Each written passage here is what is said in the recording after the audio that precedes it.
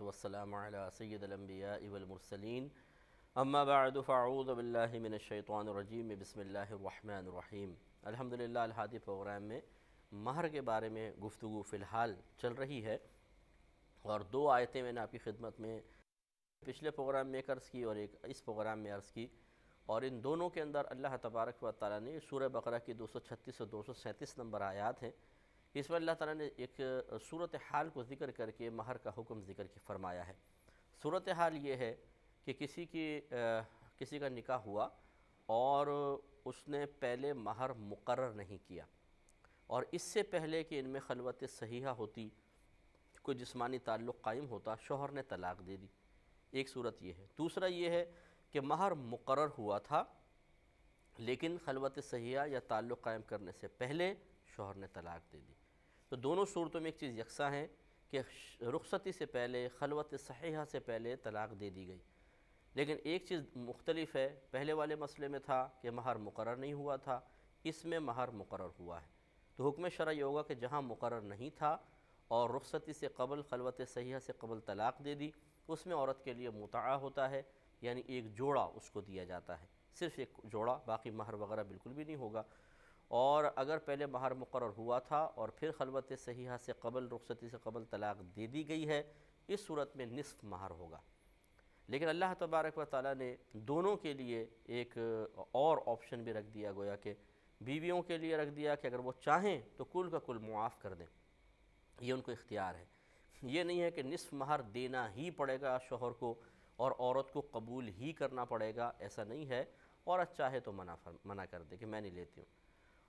اور دوسری صورت یہ ہے کہ شوہر یہ کرے کہ وہ نصف نہ دے بلکہ ٹوٹل پورا مہر دے دے، اور اللہ تعالیٰ نے اس پورے مہر دینے کو شوہروں کے لیے بیان فرمایا کہ وَأَن تَعْفُوا أَقْرَبُ لِلتَّقْوَىٰ، اور تمہارا کل کا کل مہر عورتوں کے حوالے کر دینا یہ تقوی سے زیادہ قریب ہے، یعنی بہت اچھا ہے کہ یہ دے دیا جائے، اس میں تقوی ہے، پرہیزگاری ہے کہ ایک عورت کے ساتھ ایک اچھا سلوک کیا جا رہا ہے۔ تو ہماری وہ بہنیں ذرا درس حاصل کریں جو کہتی ہیں کہ جی سارے قانون تو لگتا ہے مردوں کے لیے ہی بنائے گئے ہیں، ہمارے لیے تو کچھ بنایا ہی نہیں گیا۔ انہیں یہ چیزیں نظر ہی نہیں آتی بہنوں کو کہ اللہ تعالیٰ شوہروں سے یہ فرما رہا ہے کہ تم عورت کو پورا کا پورا مہر دے دو، یہ تمہارے لیے تقوی سے زیادہ قریب ہے۔ یہ گویا کہ ترغیب دی جا رہی ہے کہ ٹھیک ہے، حالات اگر ایسے ہو بھی گئے ہیں کہ ایک عورت رخصتی سے قبل ہی آپ کے ساتھ نہیں رہ سکی ہے، لیکن پھر بھی احسان کا تعلق نہ چھوڑو، احسان کرنا اللہ تعالیٰ کو بہت زیادہ محبوب ہے، جس کی اس وقت صورتحال یہ ہے، یا اس کی ایک صورت یہ بن سکتی ہے کہ پورا کا پورا مہر اس عورت کے حوالے کر دیا جائے۔ وَأَن تَعْفُوا أَقْرَبُ لِلتَّقْوَىٰ۔ تو میں شروع سے پہلے آیت پڑھتا ہوں، وَإِن طَلَّقْتُمُوهُنَّ مِن قَبْلِ أَن تَمَسُّوهُنَّ، اور اگر اے مردو تم نے ان عورتوں کو چھونے سے قبل ہی طلاق دے دی ہو، وَقَدْ فَرَضْتُمْ لَهُنَّ فَرِيضَةً، اور تم ان کے لیے کچھ مہر مقرر کر چکے تھے، فَنِصْفُ مَا فَرَضْتُمْ، تو اس کا نصف ہوگا جو تم مقرر کر چکے تھے، إِلَّا أَن يَعْفُونَ، مگر یہ کہ وہ عورتیں اس کو معاف کر دیں، جو تم نے مہر مقرر کیا ہے اس کا نصف جب تم دینے لوگ عورت معاف کر دے، اس کو اختیار ہے۔ أَوْ يَعْفُ وَالَّذِي بِيَدِهِ عُقْدَةُ النِّكَاحِ، یا جس کے ہاتھ میں نکاح کی گرہ ہے۔ نکاح کی گرہ سے مطلب جب ایک نکاح ہوتا ہے تو گویا کہ ایک گرہ لگا دی جاتی ہے، جیسے دو رسیاں ہوں، انہیں آپ گرہ لگا دیں تو یہ ایک ہو جاتے ہیں۔ تو اسی طرح جب میاں بیوی ایجاب و قبول کر لیتے ہیں، یہ گویا کہ ایک ہو جاتے ہیں، اور جس طرح دو رسیوں میں بیچ میں گرہ لگا کے ایک آپ نے بنا لیا، پھر آپ اس گرہ کو کھول دیں، دونوں علیحدہ علیحدہ ہو جاتے ہیں۔ اسی طریقے سے اگر شوہر طلاق دے دیتا ہے تو دونوں علیحدہ ہو جاتے ہیں۔ تو یہ جو طلاق ہوتی ہے، یہ سمجھ لیں نکاح کی گرہ کھول دی، اس کو یوں کہا جاتا ہے۔ یہ اللہ تعالیٰ بیان فرما رہا ہے کہ جس کے ہاتھ میں نکاح کی گرہ ہے، یعنی طلاق دینے کا اختیار، یعنی شوہر، وہ اگر عورت کو پورا کا پورا دے دے تو بہت اچھی بات ہے، یہ بھی ہو سکتا ہے۔ وَأَن تَعْفُوا، اور تمہارا اے مردو تمہارا عورتوں کو پورا کا پورا مہر دے دینا، أَقْرَبُ لِلتَّقْوَىٰ، یہ تقوی سے زیادہ قریب ہے۔ اور ارشاد فرمایا کہ وَلَا تَنْسَوُا الْفَضْلَ بَيْنَكُمْ، اور آپس میں ایک دوسرے پر احسان کرنے کو فراموش مت کرو۔ إِنَّ اللَّهَ بِمَا تَعْمَلُونَ بَصِيرٌ، اور اللہ بے شک اللہ تبارک و تعالیٰ جو کچھ تم کر رہے ہو اس کو دیکھنے والا ہے۔ تو یہ آخری جملہ دیکھیں کس قدر خوبصورت ہے کہ وَلَا تَنْسَوُا الْفَضْلَ بَيْنَكُمْ، اور تم آپس میں ایک دوسرے پر احسان کرنے کو فراموش مت کرو۔ دیکھیے ابھی شادی ہوئی ہے، ایجاب و قبول ہوا ہے، عورت کو چھوا نہیں طلاق دے دی، اس کا مطلب یہ ہوا کہ کوئی خطرناک صورتحال ہی بن گئی ہوگی کہ رخصتی سے قبل ہی طلاق دے دی۔ مہر مقرر ہے، ایجاب و قبول ہوا ہے، اب تو باقاعدہ ہال بک کرائے جاتے ہیں، کارڈز تقسیم کیے جاتے ہیں،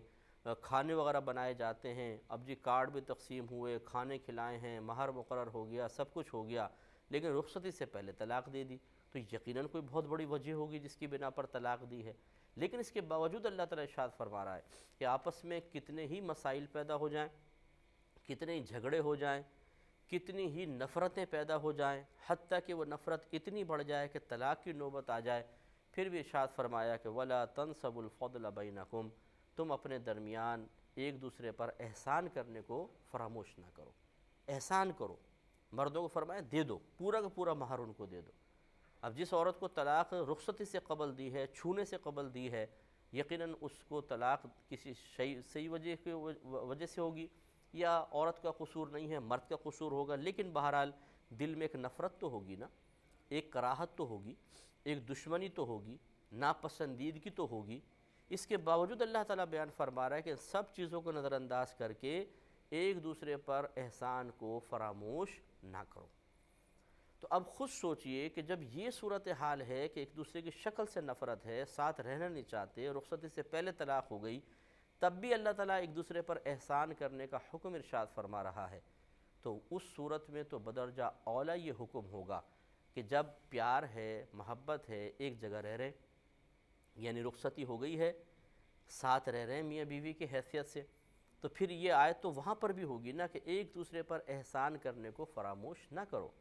کہ جب اللہ تعالیٰ ایک سمجھ لیں دشمن کے ساتھ، ناپسندیدہ شخصیت کے ساتھ احسان کا حکم دے رہا ہے اور فرما رہا ہے کہ چاہے کتنی نفرتیں کیوں نہ ہوں، پھر بھی آپس میں ایک دوسرے پر احسان کرنے کو فراموش نہ کرو، تو پھر ہمیں سوچنا چاہیے کہ جو شریک حیات ہے، بیویوں کو سوچنا چاہیے کہ شوہر اس کا شریک حیات ہے، شوہر کو بیوی کے بارے میں سوچنا چاہیے کہ جب ایک ساتھ رہ رہے ہیں تو پھر ایک دوسرے پر احسان کو کیوں بھولیں، کیوں فراموش کریں۔ احسان کی صورت کیا ہے کہ اچھا سلوک کرنا، تحفے تحائف ایک دوسرے کو دینا، جو مطلب سامنے والے کا حق ہے اگر ہمت ہو تو اس سے بڑھ کر دینا۔ جیسے مثال کے طور پہ شوہر ہے، اس کا بیوی پر احسان یہ ہے کہ اس کو اچھا کپڑا دیتا ہے، زیور بنا کر دیتا ہے، اسے جیب خرچ دیتا ہے، اس کے جذبات و احساسات کا خیال کرتا ہے۔ اس طرح بیوی کے احسانات یہ ہیں کہ بیوی شوہر کے لیے کھانا بناتی ہے، کپڑے دھوتی ہے، اس کی خدمتیں کرتی ہے مختلف قسم کی، یہ عورت کا احسان ہے۔ ہم بارہا اس پہ کلام کر چکے ہیں اور ابھی انشاءاللہ آگے موقع آئے گا تو کریں گے کہ یہ یاد رکھیں کہ عورت پر اپنے شوہر کی خدمت کرنا بھی کوئی فرض یا واجب نہیں ہے، کوئی فرض نہیں ہے۔ وہ کھانا نہ بنائے شوہر کے لیے، کپڑے اس کی استری نہ کرے، وہ جھاڑو پوچھا نہ کرے، اس کو اختیار حاصل ہے، لیکن کرنا چاہیے۔ کہ میں نہیں کہہ رہا ہوں کہ نہ کریں، میں بتا رہا ہوں کہ کیا چیز واجب ہے کیا نہیں۔ عورت پہ یہ واجب نہیں ہے۔ بی بی فاطمہ رضی اللہ تعالیٰ عنہ جگر گوشہ رسول صلی اللہ علیہ وسلم، آپ اپنے گھر کا کام خود اپنے ہاتھ سے کرتی تھیں، یہ آپ کی عظمت ہے اور نبی کریم صلی اللہ علیہ وسلم کی بہترین تربیت کا ایک نتیجہ ہے، اور بہنوں کو انہی کو رول ماڈل بنانا چاہیے اور اپنے گھر میں اپنے ہاتھ سے کام کرنا چاہیے، اس کا کوئی انکار نہیں کر سکتا۔ ہماری بات ہو رہی ہے واجب کیا ہے اور واجب کیا نہیں ہے۔ اب اگر بیوی ہے، مثال کے طور پر شوہر استطاعت رکھتا ہے کہ وہ ایک خانسامہ بھی رکھ سکے، صفائی والی بھی رکھ سکے، کپڑے دھونے والی رکھ سکے، تو پھر وہ بیوی پر لازم نہیں ہے کہ وہ کھانا بنا کر دے گی، یہ وہ سب کچھ کرے گی۔ اچھا یہ نہیں بھی رکھ سکتا، پھر بھی لازم نہیں ہے عورت کے اوپر، ہاں وہ کرے تو ایک احسان کی صورت بنے گی۔ تو یہ شوہروں کو بھی ذرا تھوڑا سا سمجھنا چاہیے کہ ایک بیوی آپ کے ساتھ احسان کر رہی ہے۔ شوہر کہتے ہیں تم نے میرے ساتھ کیا کیا ہے، تم کیا کر رہی ہو؟ کھانا تو ساری عورتیں بنا رہی ہیں، استری ساری عورتیں کر رہی ہیں، کپڑے ساری عورتیں دھو رہی ہیں، تم نے میرے ساتھ کون سا کوئی عجیب کوئی الگ کام کر دیا؟ ارے میرے پیارے بھائی، پہلے ذرا یہ تو دیکھ لیجئے کہ کیا بیوی پہ کام کرنا واجب تھے یا نہیں تھے؟ اس پہ لازم نہیں تھے، وہ صاف منع بھی کر سکتی تھی اور گناہگار نہیں ہوگی، لیکن اس کے باوجود اس نے چند کام اپنے اوپر لازم کیے۔ آپ کی خدمت کرتی ہے، آپ کے موڈ کے مطابق کھانا بناتی ہے، وہ چائے پلاتی ہے، کپڑے آپ اتار کے گندے کپڑے چھوڑ جاتے ہیں، اسمیل آ رہی ہے کپڑوں سے، کیچڑ لگ گئی ہے، کالک لگ گئی ہے، وہ خوب دھوتی ہے، صاف ستھرا کرتی ہے، پھر استری کر کے ہینگ کر کے رکھ دیتی ہے کپڑے، آپ کو وقت کے اوپر کپڑے مل جاتے، بعض بہنیں جوتے تک پالش کر دیتی ہیں۔ اسی طرح کھانا بنانا، سب کچھ خدمتیں، گھر کی صفائی ستھرائی، یاد رکھیں یہ عورتوں کا احسان ہے مرد کے اوپر، بالکل احسان ہے۔ تو یہ وہ اللہ تعالیٰ فرما رہا ہے وَلَا تَنْسَبُوا الْفَضْلَ بَيْنَكُمْ۔ یہ تو خیر اس صورت میں بھی اللہ تعالیٰ نے ذکر فرمایا جب باہم جھگڑا ہو جائے، تب احسان فراموش نہ کرو ایک دوسرے کے،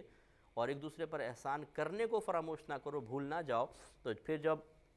دونوں شریک حیات ہیں، ایک ساتھ رہ رہے ہیں، پیار و محبت کا ایک ماحول ہے، تو بدرجہ اولا ایک دوسرے پر احسان کرنا چاہیے۔ لہٰذا مردوں کو چاہیے کہ عورتوں کا خیال کریں، اور بہنوں کو چاہیے کہ اپنے شوہروں کا خیال کریں، ایک دوسرے کے جذبات و احساسات کا اچھی طرح خیال کریں۔ اب ہوتا یہ ہے کہ خیال کرنا دور کی بات، مرد سمجھتا ہے یہ عورت میرے پاؤں کی جوتی ہے، جس طرح میں چاہوں اس کو استعمال کروں، اس کو ماروں، اس کو پیٹوں، اس کو گالیاں بکوں، بچوں کے سامنے ذلیل کروں، مہمانوں کے سامنے ذلیل کروں، روزانہ پورا محلہ ہماری چیخوں کی آوازیں سن رہا ہو، اور عورت پٹ رہی ہے بیچاری، رو رہی ہے، چیخ رہی ہے، چلا رہی ہے، جب دل چاہا ہاتھ پکڑا اس کو میکے چھوڑ کر آ گئے، جب دل چاہا فون کر دیا آ کے اپنی بہن کو لے جاؤ، اور اس طرح عورت کو کھلونا بنا لیا ہے، نوکرانی بنا لیا ہے۔ اسی طرح بعض بہنیں ایسی ہوتی ہیں جنہوں نے شوہر کو بالکل غلام بنا لیا ہے، کٹھ پتلی کی طرح وہ ان کو استعمال کرنا چاہتی ہیں، اور بیچارے وہ شوہر بھی بعض اوقات ایسے ہوتے ہیں کہ وہ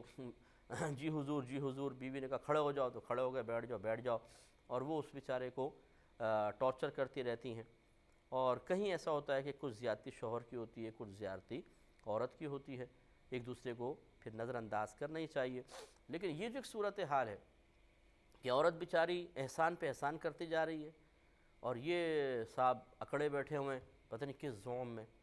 اور اسی طرح شوہر احسان کرتا جا رہا ہے، بیوی پتہ نہیں کس زوم میں اکڑی ہوئی ہے، یہ دونوں گناہ کی صورتیں یاد رکھیں، اور میدان محشر میں سخت گرفت ہوگی۔ مرد کی اس وجہ سے ہوگی کہ اس نے عورت پہ ظلم کیا، کسی کی بچی کے ساتھ ناجائز کیا ہے، اس کے کمزور پن سے فائدہ اٹھایا ہے، اس کے ساتھ جو اللہ نے اچھا سلوک کرنے کا حکم دیا ہے اس نے وہ سلوک نہیں کیا ہے، یہ قابل گرفت ہوگا۔ اور اگر عورت نے اس طرح کیا کہ شوہر کو برا بھلا کہنا، ڈانٹنا، ڈپٹنا، یا کسی احسان کے زیر سایہ وہ آ چکا ہے، جیسے مثال کے طور پر بیوی مالدار تھی، شوہر کم مال کا تھا، شادی ہو گئی، سسر صاحب نے شوہر کو کاروبار کروا دیا، دکان کھلوا دی، تو اب یہ عورت شوہر کو سمجھتی ہے کہ میرا یہ نوکر کی طرح ہے، اس پہ پھر سختی کرنا، تانے دینا، اور چھوٹی چھوٹی بات پہ دھمکی دے دینا کہ یہ میرے باپ کا کاروبار ہے، اچھی طرح یاد رکھو، سب میرے باپ نے کیا تھا، 2 منٹ میں تمہیں باہر نکلوا دوں گی اور تم وہی فٹ پاتھ پر آ جاؤ گے۔ اور اس طریقے سے جب مرضی اٹھنا، جب مرضی مطلب موڈ کے مطابق، اپنا موڈ ہے تو ٹھیک، ورنہ شوہر کا موڈ ہے تو جانے دو،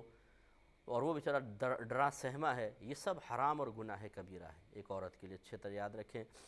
اسی طرح بڑی معذرت کے ساتھ باہر کے ملکوں میں بعض اوقات ایسا ہوتا ہے کہ بچی باہر کی وہیں کی بورن ہے، یا بورن پاکستان ہندوستان کی لیکن وہاں شفٹ ہو گئے ہیں اور نیشنلٹی وغیرہ اس کو مل چکی ہے، اور داماد پھر ہندوستان پاکستان سے لیا جاتا ہے۔ اب جب اس کو ویزا وغیرہ دیتے ہیں، وہ وہاں پہ پہنچتا ہے، تو پھر یہ سنا گیا ہے مطلب کہ اس کے ساتھ بڑا ناروا سلوک بھی بعض گھروں میں رکھا جاتا ہے۔ سب سے بڑی چیز تانا زنی، حالانکہ اللہ تعالیٰ نے ارشاد فرمایا کہ لا تبطلوا صدقاتکم بالمن والاذی، اپنے صدقات کو، یعنی جو کچھ تم نے اللہ کی راہ میں تم نے خرچ کیا ہے، انہیں احسان جتا کر اور اذیت دے کر ضائع مت کرو۔ اب آپ نے اگر کسی کو پاکستان سے باہر بلا لیا ہے، ہندوستان سے باہر بلا لیا ہے، ایک طرح سے اس کو عزت بھی دے دی ہے، آپ نے اس کو پیسہ بھی دیا ہے، 4-5 سال بعد اس کو نیشنلٹی وغیرہ بھی مل جائے گی، تو اس کا مطلب یہ تو نہیں ہے کہ اب آپ ساری زندگی اس کو تانے دیتے رہیں اور احسان جتائیں، پھر آپ کا کوئی فائدہ نہیں ہے اس طرح کرنے کا۔ اور وہ لڑکیاں کہ جو باہر کے ملک میں ہیں اور پاکستان سے آنے والے شوہر کو نگاہ حقارت سے دیکھتی ہیں کہ ہم ہیں باہر کے اور یہ ہے پاکستان کا، یاد رکھیں میدان معاشر میں ایسا نہیں ہوگا کہ جو یو ایس میں رہتا ہے، یو کے میں رہتا ہے، اٹلی میں ہے، جاپان میں ہے، ان کی وی آئی پیز کی الگ لائن لگی ہوگی، اور ہندوستان پاکستان بنگلہ دیش والے بیچارے ایک کونے میں سہمے ہوئے کھڑے ہوں گے، اور انہیں کہا جائے گا ٹھہر جاؤ، پہلے یو ایس والے جائیں گے، پھر یو کے والے جائیں گے، پھر اس کے بعد فرانس والے، اٹلی والے، جرمنی والے، آخر میں کہا جائے گا آؤ بھی کچرا پاکستانیوں اب تم بھی داخل ہو جاؤ۔ ایسا نہیں ہے۔ اللہ تعالیٰ کی بارگاہ میں یو کے، U S, Italy, France, Japan, Hindustan, Pakistan میں رہنے کی وجہ سے کوئی معیار عزت نہیں بڑھتا ہے۔ اللہ تعالیٰ کا فرمان یہ ہے کہ اِنَّ أَكْرَمَكُمْ عِنْدَ اللَّهِ أَتْقَاكُمْ، بے شک تم میں سے اللہ تعالیٰ کی بارگاہ میں سب سے زیادہ عزت والا وہ ہے جو تم میں سب سے زیادہ پرہیزگار ہے۔ لہٰذا اگر کوئی یو کے میں رہتا ہے، یو ایس میں رہتا ہے، متقی ہے، پرہیزگار ہے، اور ایک ہندوستان پاکستان میں رہتا ہے اور وہ گناہگار ہے، تو وہ افضل ہے۔ یہ نہیں ہے، یہ نہیں کہ جی اسلام ہندوستان پاکستان میں زیادہ نظر آتا ہے تو اس لیے ہم زیادہ افضل ہو جائیں گے، ایسا نہیں ہے۔ اور اسی طریقے سے اگر ایک ہندوستان یا پاکستان میں رہنے والا صاحب تقویٰ ہے، نیک ہے، پرہیزگار ہے، اور ایک باہر کے ملکوں میں رہتا ہے جہاں ہر طرح کی اس کو آسائش حاصل ہے، اس کے پاس پیسہ ہے، شہرت ہے، عزت ہے مثال کے طور پر، تب یہ نہیں ہے کہ آپ وہاں پر رہنے کی وجہ سے، اور تقویٰ نہیں ہے مثال کے طور پر ساتھ میں، تو پھر یہ نہیں ہے کہ وہاں رہنے کی وجہ سے اللہ تعالیٰ کی بارگاہ میں بھی اس شخص کا مقام زیادہ ہو، ان کا کم ہو، نہیں۔ یہ تقسیم دنیاوی ہے۔ ہمارے یہاں ایسی ہوتا ہے کہ جب کوئی باہر سے ہندوستان پاکستان میں آتا ہے تو اس کے قدموں میں بچ جاتے ہیں لوگ، وہ جی یو کے سے آئیں، وہ جی یو ایس سے آئیں، عزت دیتے ہیں۔ تو بعض اوقات ایسا ہوتا ہے کہ وہاں کے رہنے والا، ہر ایک ایسا نہیں ہے، معاذ اللہ میں نہیں کہہ رہا ہوں، بعض اوقات ایسا ہوتا ہے کہ وہاں کا رہنے والا یوں سر اس کا اونچا ہو جاتا ہے، اکڑ جاتا ہے، اس کا مطلب ہم باہر سے آئے، ہم تو ہیں ہی قابل عزت، ہمیں عزت دو۔ پھر چاہے کوئی دیندار سامنے ہو، چاہے کوئی نیک پرہیزگار، وہ ہر ایک کو نگاہ حقارت سے دیکھتے ہیں۔ یہ بعض لوگ ایسے ہوتے ہیں جن کو وہاں پہ رہ کر پتہ نہیں کیا زوم پیدا ہو جاتا ہے کہ شاید ہم، چونکہ یہاں کے لوگ ہمارے قدموں میں بچھ رہے ہیں، ہمیں تعجب خیز نگاہوں سے دیکھ رہے ہیں، تو ان کو چوٹیوں کی طرح دیکھتے ہیں، جیسے جانور کھڑا ہوا سامنے حقیر۔ تو لہٰذا جب داماد کو بلایا جاتا ہے بعض اوقات اسے بھی نگاہ حقارت سے دیکھتے ہیں، یہ غلط چیز ہے۔ اور اگر وہاں کی رہنے والی کوئی بچی ایسی ہے کہ جو وہاں کے زوم کی وجہ سے اپنے پاکستان ہندوستان سے آئے ہوئے ڈرے سہمے شوہر کو ٹارچر کرتی ہے، تانے دیتی ہے، دھمکیاں دیتی ہے، اور اس کو ڈراتی ہے اس طرح کی کہ یہ پاکستان نہیں ہے کہ تم مجھے دبا سکو، میں چاہوں تو 2 منٹ میں کال کروں گی پولیس والوں کو، تمہیں یہاں سے اٹھا کے جیل میں پھینک دیں گے، کوئی بیچارہ ڈر گیا، ابھی یہ تو یہیں کے رہنے والے ہیں، میں تو زیادہ قانون میں نہیں جانتا ہوں، کیا ہوگا میرا ساتھ، اور اس طریقے کر کے اس کو دبانے کی کوشش کرنا۔ یاد رکھیں دنیا میں شاید آپ کامیاب ہو جائیں، لیکن اخروی لحاظ سے یہ حرام اور گناہ کبیرہ ہے، اور میدان معاشر میں سخت گرفت کا باعث ہے۔ اللہ تعالیٰ سمجھنے کی توفیق عطا فرمائے، آمین۔ وآخر دعوانا ان الحمد للہ۔